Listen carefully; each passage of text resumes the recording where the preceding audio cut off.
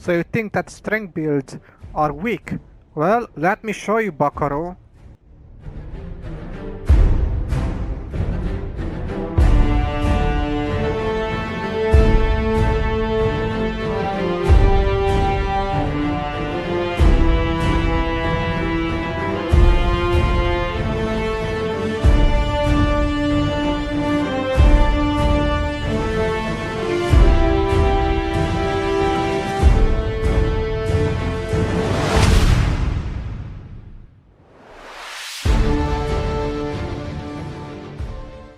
Hey guys, I'm Oxy, and in this video I'm gonna cover my pure strength build in Elden Ring. I'm gonna show you everything from armor, weapon, ashes of wars, and potions. Basically everything that you need to use to have a really powerful strength build in Elden Ring. We're gonna start with my special distribution. Now keep in mind that this character is quite high level, level 341. There's a bunch of videos on YouTube how to farm rooms efficiently in this game, so you can follow those and level up quite fast. Now let's see those attributes. Well, first thing first, I have 80 vigor, which make this character to have a giant health bar, and that's making you to be much more tankier. I have just 20 mint. That is just basically to have enough to use my special attacks with my weapons. 80 endurance because we want to be able to take damage and also to hit a lot with our weapons. Now, since we are a pure strength build, we do have 99 strength. You don't need exactly 99 strength, but I wanted to go all the way up, and 99 is the max that you can get for every stats in this game. Now I do have 50 dexterity, that does help with our weapons, intelligence 40, just because there is some unique weapons in this game that do require high intelligence to use their special attack. 26 weight and 25 arcane, just because to have those, and if you're using any spells or any incantations to make them viable. Now, you don't need to have the exact same stats. What you need to keep in mind for a strength build to have high vigor, high endurance, high strength, a medium dexterity, and intelligence medium, faith and arcane again just a medium, and mint I recommend you to have only 20. You don't need much more since most of the special attacks for weapons they don't take a lot of FP. Now, when it's about weapons in Elden Ring, we have a lot of them. You only need to know two things about the weapons in Elden Ring. There is certain weapons that have their own unique skill, own unique special attack, and there is certain weapons on which you can put your own Ash of War to give it a special attack. Now, this one, as you can see, the Troll Knight Sword, this one have his own unique skill called Troll Roar. It's the same thing with the Royal Greatsword Wolf Assault, same thing with this one, Out of Vengeance. So you cannot apply Ashes of War on these ones, you can upgrade them to make them much more stronger. As you can see, this one is plus 9, this one is plus 6, which is basically giving them more damage. But there is weapons like this one, the Great Sword or the Banished Night Sword, on which you can put your own Ash of War, so you can give it a special attack. Now I'm gonna show you my top 3 favorite ones that I use at daily basis. The first one, it's obviously the Great Sword. This is from Berserk and I absolutely love it. Have a really good damage, 712. Just like any other Great Sword in the game, it's hitting hard and it's low. But there's a couple of good things about this weapon. If you crouch down, you can do a spear attack with this, which is quite good because this weapon have, as you can see, a long range and it's hitting hard, so can be useful that attack. Now the Ash of War that I choose on this one is the Giant Hunt, which I think is perfect for this piercing type of sword. As you can see, it's doing a quick stab and a piercing attack, which is just piercing the enemy in the air. It's quite strong. And the next weapon that I use at daily basis is the Banished Knight sword. This one is quite interesting. It's fast and it's not hitting the floor, which I like. I mean, it's just scratching it a little bit over there, but it's definitely much more faster than the Great Sword. Now on this one I put the Carrion Great Sword, Ash of War.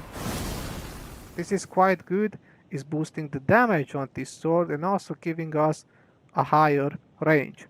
Now the third weapon is basically the strongest one that I have, and that one is the Giant Crusher. This one is slow. It's a slow weapon, have a nice flip attack, which I quite like, but it's slow. Now this one is hitting again quite hard, as you can see, but we can push that further because this one have the Ash of War Determination. And if you don't know what Determination is doing, look at our stats right now. 1140 damage, over 1000 damage. It's only for a couple of seconds, of course, but Determination is definitely the perfect Ash of War for this giant hammer. But let's talk about shields. It's the same situation as with the weapons. Some shields have their own unique special attack, such as this one, the Dragon Claw shield, have the shield bash special attack. But if we switch to this one, you can see that I can apply an Ash of War on this one, but I applied the no skill Ash of War, and I'm going to explain you why is that. So here we are with our Great Sword and the Dragon Claw shield. If we use the special attack, it's doing this shield bash.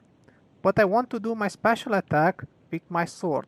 I can't do that because this shield have a special attack. So what can I do now to use my special attack with the Great Sword is to switch to two-handed. And now I can do it, right? Which is great. But maybe I want to use the shield at the same time when I'm using the special attack on my weapon. Then we're gonna switch to this shield. Now keep in mind, this shield have no skill Ash of War. So right now I'm blocking. And now I'm gonna press the special attack. Did you get that? Basically, with the no skill Ash of War on your shield, the only thing that you can do with your shield is to block, but you cannot do any special attack with your shield. When you press the special attack button, it's gonna do the special attack with your weapon. So this way, when you are in a battle, you can use a shield and also the special attack on your weapon without switching to two-handed. So that's a really good tip for all the strength builds that do like to use a shield. And now you don't have any reason to not use a shield. Now let's talk about the armor. I do have an interesting combination here between multiple type of armor sets to give me a high damage negation and also a good poison resistance. I do use the Banished Knight helmet because, well, it's the best one for damage negation, as you can see between the Veteran, the Radan one and the Lionel one. At my chest I do use the Veteran one because it's better than the Banished one and better than the Radan one.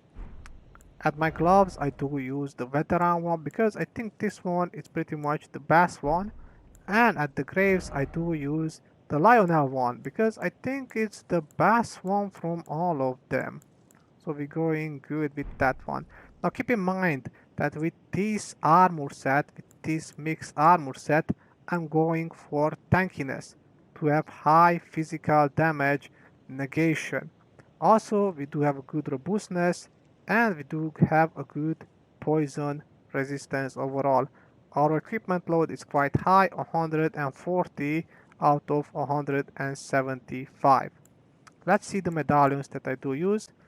Elder's Favor, raise maximum HP, stamina and equipment load. This one is pretty much a must-have if you want to go for a tanky build. The Great Jar Arsenal, wisely raise maximum equipment load Again, it's kind of necessary because we carry all those heavy weapons that we do have and also the heavy armor. The Motel necklace greatly raises robustness, immunity, and focus. This one is again great to make your character tankier. The Pear Drake Talisman, now this one vastly boosts non-physical damage negation. Gonna make us much more tankier against magic attacks. Now when we go into my potions, there's nothing special here. The Crimson Tier, usually I do have 12, and the one for FP I do usually have only 2. Here's the interesting one, the Flask of Wondrous Physics. Here I have an interesting combination.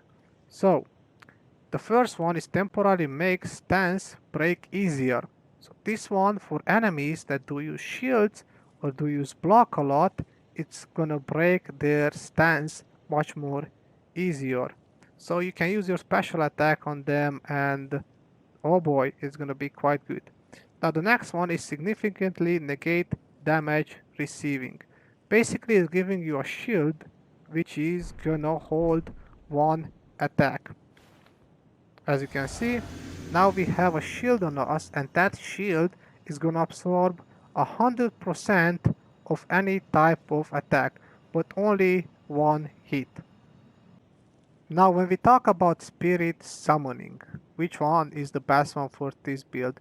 Well, the best one would be the mimic one because this one would completely copy your character and well, you would have a copy of you in the battlefield. Another really good one is the jellyfish one. This one is quite tanky and you can't really miss this one, the jellyfish one and the mimic one, because both of them are in the main quest line. So yeah, you can't miss them. Another good one is the banished knight Oleg. This one is also quite strong, but again, just go with the mimic one and the jellyfish one. If you want to try the others, try them. All of them are pretty good, but you're gonna want something either hard hitting, either really tanky. And this is everything about my strength build in Elden Ring. Now you don't need to be at the same level as I am, just keep in mind all the advices, all the tricks that I told you in this video, and you're gonna have a really strong strength build in Elden Ring. Thank you very much for watching guys, and see you guys in the next one.